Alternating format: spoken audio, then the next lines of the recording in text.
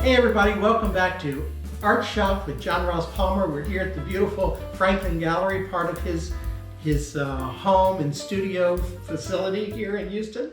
John, it occurs to me that we're about to have an event and you're allowing us to rent the space for an event, and you do a lot of things like that. And I was just wondering if maybe you could tell us a little bit about what is available here, because I know you make so much available to the community. Well, I appreciate that thought, and I will answer your question. But I have a gift for you. Oh, hey! It's a handmade pocket square. Oh, I made it. I sewed it. I dyed it. It's a tie-dye series. Isn't that beautiful? Silk? It's silk and then hand finished by me, and we're going to go ahead and this will be part of your... How beautiful! What do they call it when you have real movies made? The people in wardrobe. A little panache. Yeah. Ooh, that's fine. Isn't that look lovely? Look at that. Thank you very much. You're welcome. Oh, nice. Just to match mine. See what all the things he does for people. So what I believe is important if you're a full-time artist, yeah, you have to get people in to see what you're doing. And you have to keep them interested and have exciting things going on. So the reason I open it up to other people to rent or use, such as for your organization, is it brings new people in and new eyes in front of my art, in front of other artists who I exhibit and try to promote here. So you've got to do add-ons to make your art interesting besides just your art. Your art can speak for itself when you're gone, but while you're here, to keep things really going, you've got to do other stuff. And so that's an example, and I appreciate you putting in terms of giving back, but it's just also a smart way to keep exposing yourself and showing people you're doing new things, you're evolving, you're getting fresh people in. It helps the artists that are here to be excited to always have new people in, because at the end of the day, you have to have your art in front of a lot of eyes to get people to love it. Absolutely. And for people to associate you with all kinds of things that to do with art, not just your work, which of course is marvelous, and those in your nonprofit, but I have board members who are coming this Friday to Congratulations on your nonprofit. Oh, thank you. Finally, it's come. It's a lot of work. I'm proud of you, and Bob. That's awesome. Now the work starts. Yeah. But we're bringing people to see your facility, to see your work, and they associate all those things with you, and that's just I just think that's masterful, and it's greatly appreciated. I know, because you can rent this space, but you can also rent wall space here in the Franklin Gallery. Yes, and I want to just mention something quick, just to show how real things are in life. So John Bishop and I, we've had issues with the camera. It keeps going off and we get very frustrated. Still on, yes. But every time I look over and it's not the blinking red, I'm thinking it went off again. It's like I'm traumatized by the camera. It's funny how quickly you can become so scarred. I think it's time for a new camera. I'm like, it's not on. Oh, it's blinking. It's on. Okay. So one great part of the wall rental space is the artist will get their name. This is called grayscale. I think black's too dark. Yeah. And so it'll be above their area. Yeah. To help promote them even more. So these are the artists we have signed up so far. Because I think it's amazing to me when their art's good, but they're painting out of their home, out of their garage, their friends come and, oh, that's great. Or their relatives, oh, that's great. Your beautiful work, we're so pretty. And then all of a sudden they get into a gallery setting. Yes. And people buy it. Yeah. And they never would have bought it before. It's because you put them on that pedestal, and it's unbelievable. Your friends or family looked at it for years, and all of a sudden you're now in this environment, especially with other artists. Yes. Then it's like, oh, you're real now. Now it elevates everyone. Because, yeah. So I just think it's interesting that edification by being in a professional environment, how that can help an artist. Right. And we've talked before in these sessions that so much of art is the experience of art. And so to be able to have the experience of being in this location with a well-known artist like yourself, that just elevates the whole experience. I just think it's grand, and thank you for that. Sure, it's just very important as we go along to help elevate other people in our profession. Yeah. Because, not to get too deep or about the meaning of life, but really, what's it about if you're not helping your fellow person, your fellow artists in terms of the art business, to help them become better? Who wants to be the only one at the top all alone? You want to bring people along for that journey that you have history with, that not only do I help them with the exhibit space and things that I've learned, Right. I learned so much from them. Because they know things that we always think everybody thinks like us. They think if this is beautiful, I think it's beautiful, or I know everything about this. No, you don't know anything. And then by getting those other heads in there, which I think because of COVID for almost 4 years, Yeah. we quit having that interaction. Yes, and we that's did. what's so important. We have to do an intention, almost force ourselves to go out there again and interact in a natural way with other people. We've been scarred, so it might not be comfortable. But you have to have that energizing power of other people to really keep growing and be good at what you do. Yeah, yeah. And you do a lot of that kind of coaching with your nonprofit, with the art launch and the mentorship program, the Escapist program. But you're also offering coaching as well. So if I were to come to you for coaching, and frankly, these sessions really are my little coaching John's like, sessions. here's the coaching.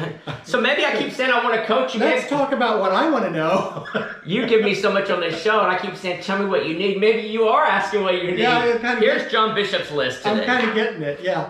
That's funny. Yeah, so for someone who's coming for coaching, you've got this wealth of knowledge and things. What would that session be like, or sessions be like? Sure. So people do great art, good art.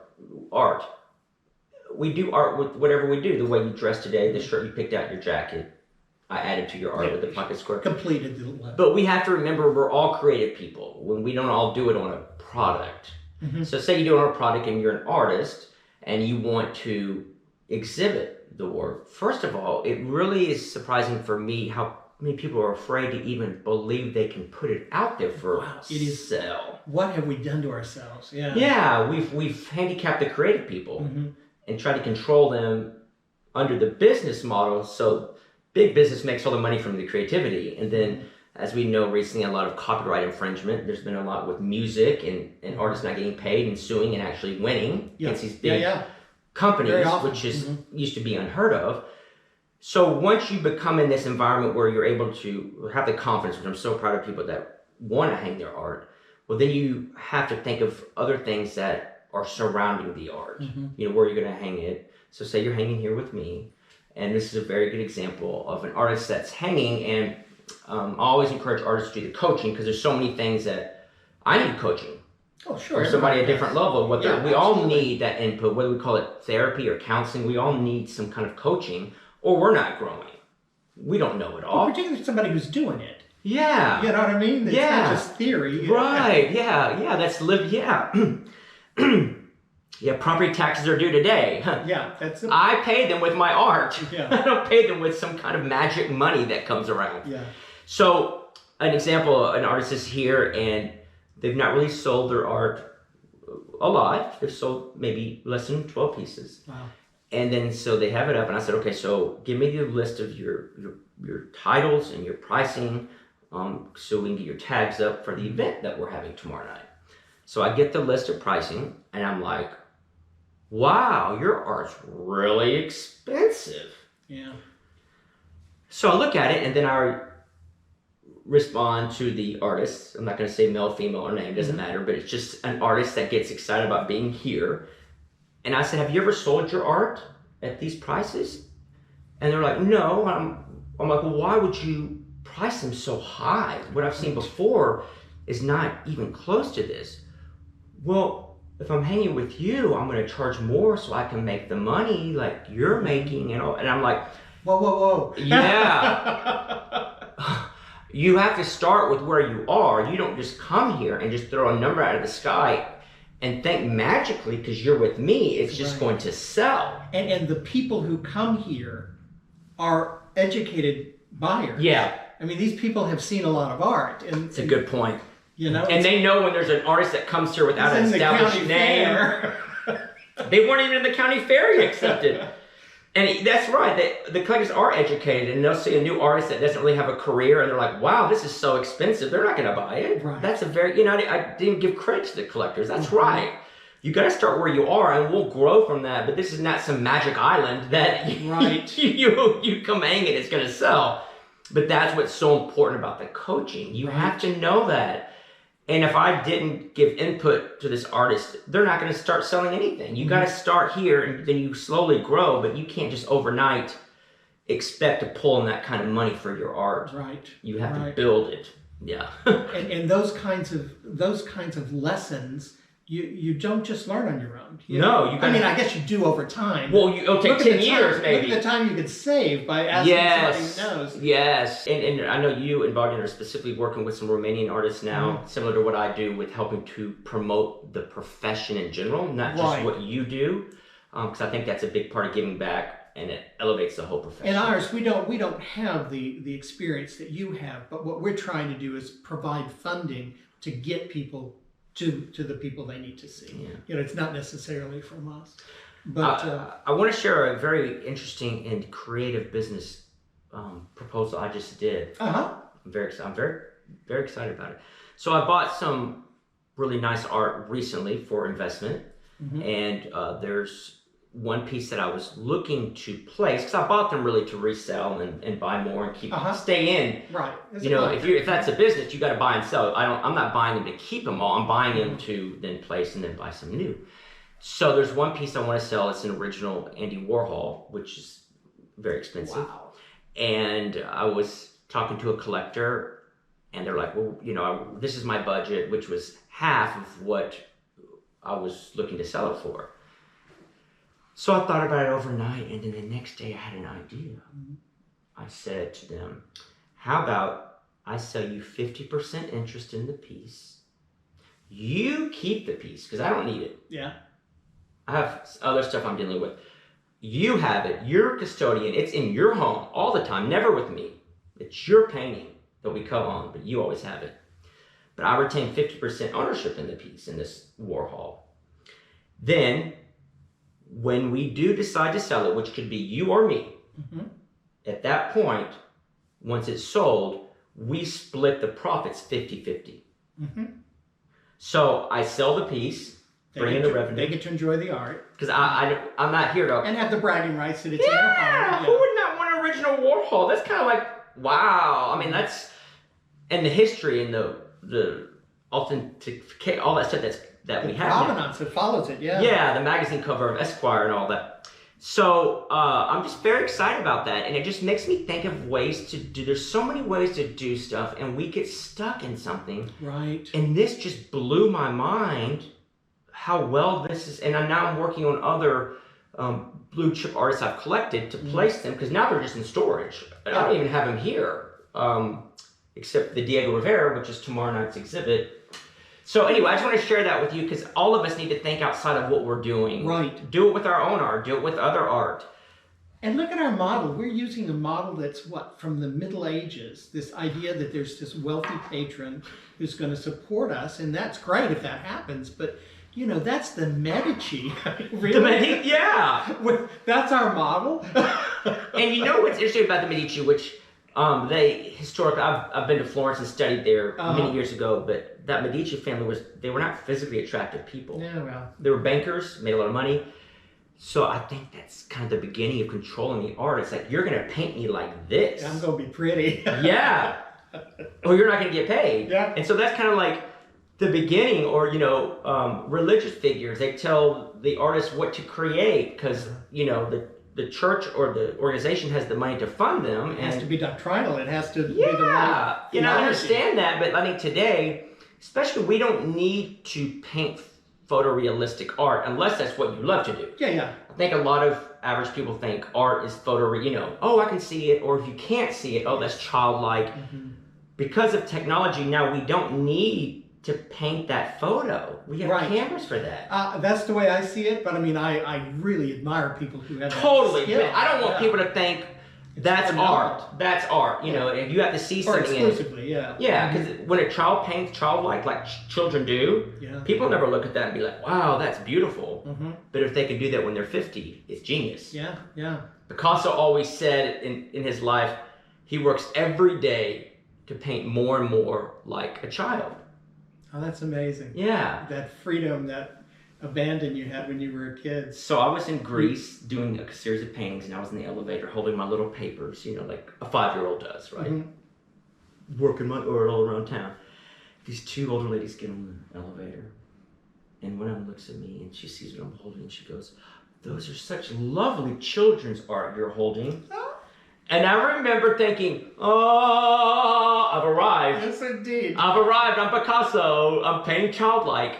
But I just think that art is so open, so subjective, and to support whatever people do, whether it's through your nonprofit or mine, or renting a space to help artists just get their foot in the door, to get respected. For some artists, like I was over 20 years ago, I felt very successful just because I had my art in a smoky bar in Montrose and had a tag next to it. I'm now professional. Yeah. Like I felt I was never thinking about selling. I always was an artist as a kid. Now I feel like edified. Now I'm like a real artist because I had a show somewhere. Yeah, and let's face it, if you're an artist, the reason you're painting is to be seen. If you're a musician, good point. It's to be heard. That's the natural kind of progression of why we're doing this. Or think too that, okay, yes, it has to be seen and heard.